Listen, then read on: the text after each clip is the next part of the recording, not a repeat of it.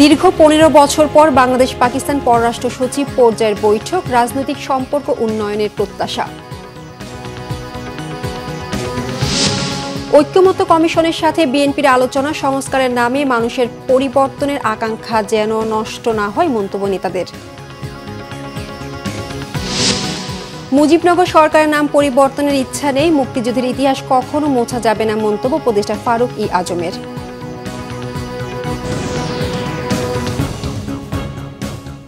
দেখছিলেন crown cement সংবাদ শিরোনাম, এবার বিস্তারিত। দীর্ঘ ১৫ বছর পর বাংলাদেশ পাকিস্তান পররাষ্ট্র সচিব পর্যায়ের বৈঠক শুরু হয়েছে। রাষ্ট্রীয় অতিথি ভবন পদ্মায় এই বৈঠক চলছে। বৈঠকে অংশ নিতে ৩ দিনের সফরে বুধবার ঢাকা এসেছেন পাকিস্তানের পররাষ্ট্র সচিব আমনা বালুচ। বৈঠকে বাংলাদেশ পক্ষে নেতৃত্ব দিচ্ছেন পররাষ্ট্র সচিব মোহাম্মদ জসিমউদ্দিন। পারস্পরিক বোঝাপড়া ও রাজনৈতিক সম্পর্ক উন্নয়নে এই বৈঠককে গুরুত্বের সাথে দেখা হচ্ছে। এফওসি বৈঠকের পর প্রধান উপদেষ্টা ড মোহাম্মদ ইউনূস এবং পররাষ্ট্র উপদেষ্টা মোহাম্মদ তৌহিদ হোসেনের সঙ্গেও সৌজন্য সাক্ষাৎ করবেন পাকিস্তানের পররাষ্ট্র সচিব। চলতি মাসের শেষ সপ্তাহে পাকিস্তানের উপপ্রধানমন্ত্রী ও পররাষ্ট্রমন্ত্রী ইসাক দার ঢাকায় আসতে পারেন। দর্শক, এই মুহূর্তে রাষ্ট্রীয় অতিথি ভবন পদ্মায় আছেন বিশেষ প্রতিনিধি ইমরুল কায়েস, সরাসরি যুক্ত হচ্ছে তার সঙ্গে। কায়েস, বৈঠকের সবশেষ কি খবর আছে আপনার কাছে, আমাদেরকে জানাবেন। ধন্যবাদ রোকসানা রেখা। আপনি দেখতে পাচ্ছেন যে এই মুহূর্তে আসলে গুড়ি গুড়ি বৃষ্টি হচ্ছে এবং এই বৃষ্টির মধ্যে আমরা গণমাধ্যম কর্মীরা রাষ্ট্রীয় অতিথি ভবন পদ্মার সামনে দাঁড়িয়ে আছি সংবাদ সংগ্রহের জন্য। বাংলাদেশ এবং পাকিস্তানের পররাষ্ট্র সচিব পর্যায়ে যে বৈঠক চলছে রাষ্ট্রীয় অতিথি ভবন পদ্মায়, সেই বৈঠকটি আশা করা হচ্ছে যে দুপুরে লাঞ্চের মধ্যে দিয়ে শেষ হবে এবং তারপরে বিকেলের দিকে পররাষ্ট্র সচিব একটি ব্রিফ করবেন, অর্থাৎ বাংলাদেশের পররাষ্ট্র সচিব মোহাম্মদ জসিমউদ্দিন তিনি ব্রিফ করবেন গণমাধ্যমকে যে কী কী বিষয় নিয়ে আলোচনা হয়েছে। তবে এখন পর্যন্ত আমরা যে বিষয়টি ধারণা করছি এবং বিভিন্ন জায়গা থেকে জানতে পারছি বিভিন্ন সূত্র মারফত, সেটি হচ্ছে যে দুই দেশের মধ্যে যে একটা অস্বাভাবিক সম্পর্ক ছিল, বাংলাদেশ এবং পাকিস্তানের মধ্যে যে একটা অস্বাভাবিক সম্পর্ক ছিল, রাজনৈতিক পর্যায়ে একদম যোগাযোগ বন্ধ ছিল গত ১৫ বছর, সেই বিষয়টি কীভাবে স্বাভাবিক করা যায়, রাজনৈতিক সম্পর্ক কীভাবে স্বাভাবিক করা যায়, সেই বিষয়টি আলোচনায় অগ্রাধিকার পাবে।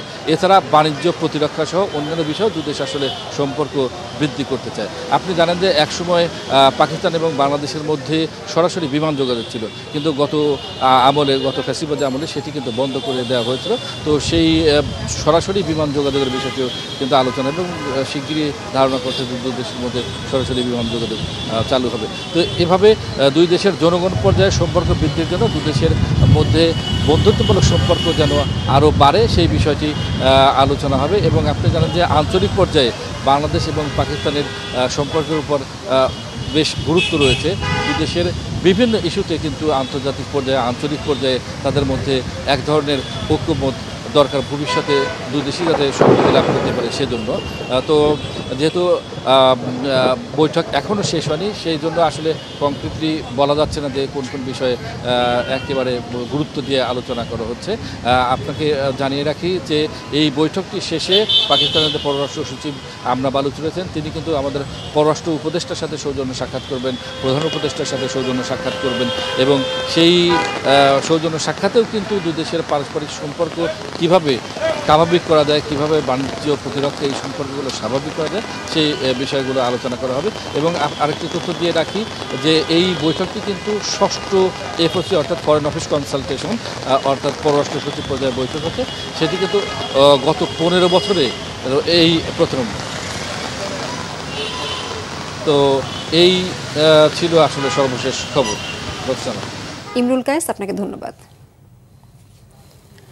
সংস্কারে এত সময় দেয়া যাবে না যেন মানুষের পরিবর্তনের আকাঙ্ক্ষা নষ্ট হয়, এমন মন্তব্য করেছেন বিএনপির স্থায়ী কমিটির সদস্য নজরুল ইসলাম খান। সকালে জাতীয় সংসদের এলডি হলে জাতীয় ঐক্যমত্য কমিশনের সাথে বৈঠকের শুরুতে তিনি কথা বলেন। সংস্কার একটি চলমান প্রক্রিয়া দাবি করে তিনি বলেন, দেশের সবচেয়ে বেশি সংস্কার করেছে বিএনপি। বহুদলীয় গণতন্ত্র, দুদক, ভ্যাট ব্যবস্থার প্রবর্তন সবকিছু বিএনপির হাত ধরে এসেছে। এদিকে ঐক্যমত্য কমিশনের সহসভাপতি ডক্টর আলী রিয়াদ জানান, রাজনৈতিক দলগুলোর সাথে ঐক্যমতের ভিত্তিতে জাতীয় সনদ গঠন করতে চায় কমিশন।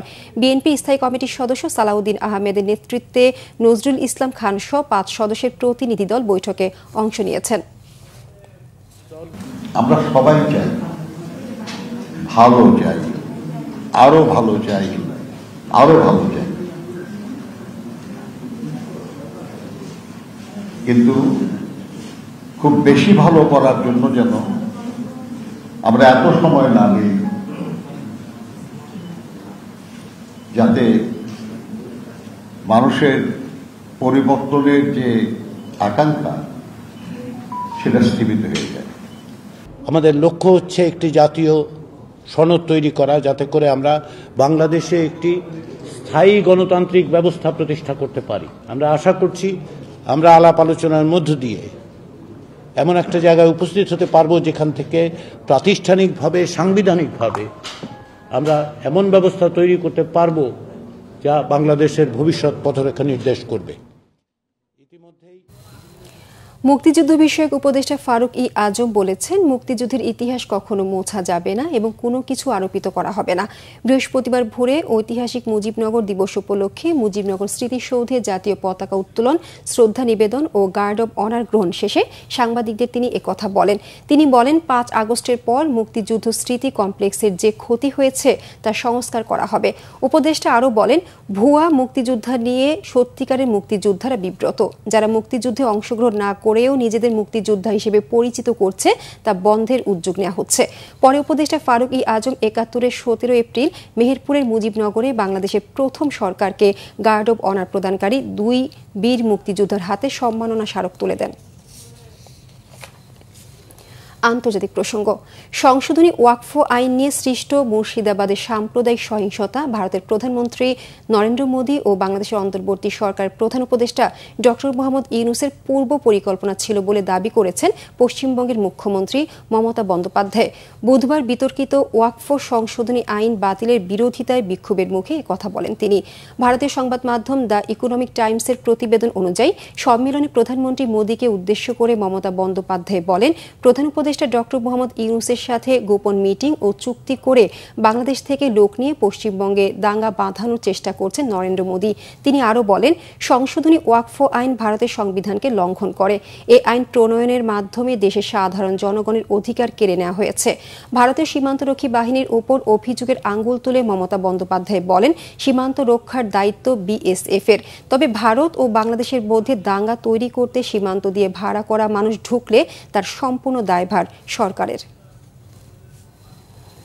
এই ছিল এখনকার মতো। পরের সংবাদ দুপুর ২টায়, এর আগে একটা রয়েছে নিউজ টপ 10 দেখার আমন্ত্রণ রইল। এছাড়া বাংলাভিশন সংবাদ ও সংবাদ সংশ্লিষ্ট অনুষ্ঠান দেখতে ভিজিট করুন www.bbnews24.com ও facebook.com/banglavisionnews এবং সাবস্ক্রাইব করুন youtube.com/banglavisionnews। ধন্যবাদ সবাইকে।